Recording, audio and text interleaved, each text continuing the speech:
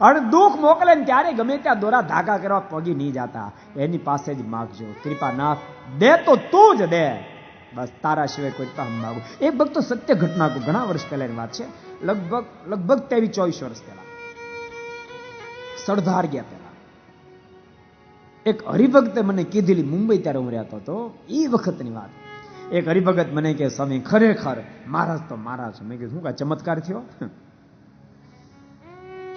પછી એને વાત કરી મને કે સ્વામી તમને બધાને ખબર છે મુંબઈમાં લગભગ 25 વર્ષ પહેલા વચ્ચે બહુ મંદી આવેલી, અને એ વખતે મોટા બિલ્ડર અને સીધા ફ્લેટના ભાવ 50%, 40%, 35% થઈ ગયા, અને એમાં આ વ્યક્તિ દુઃખમાં ઘેરાઈ ગયા.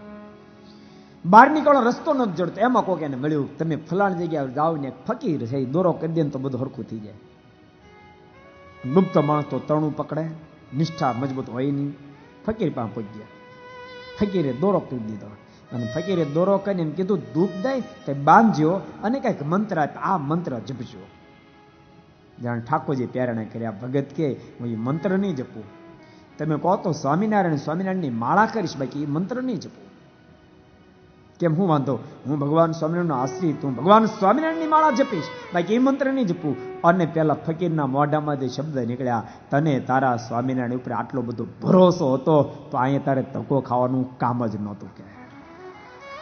અને ભગત કે મને અંતરમાં જણઝણાટી વછૂટી ગઈ કે અત્યારે ફકીર નથી બોલતો, એ ફકીરની અંદર રહીને મારા મહારાજ બોલી રહ્યા છે કે ભલા અહીંયા તારે ધક્કો ખાવાની જરૂર નહોતી. અને મેં લીંગટ ગાંઠ વાળી દીધી, કદાચ મોત આમી જાય તો કુરબાન, પણ હવે મારા સિવાય ક્યાંય પણ પરિસ્થિતિ ન રાખું. અને સ્વામી પાછો મુંબઈ આવ્યો, અને 2 મહિના થયા. તેજી કે મારું કામ બગડાટી બોલાવતી તેજી આવી, અને માલ તો બધો પીડ્યો હતો.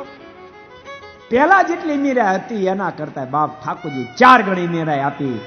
પણ ઈ કહેતો તો મેં નક્કી કરી નાખ્યું, ઠાકોરજી અમીરા આપે તોય ભલે, લઈ લઈ તોય ભલે, હવે સુખના દેનારા મારા મહારાજ અને દુઃખના દેનારા મારા મહારાજ. બાપ આના નિષ્ઠાઓ કહેવાય છે. નતર જીવ છે ને આઘો પાછો બહુ થાય. એક નિષ્ઠા નથી રાખી શકતો,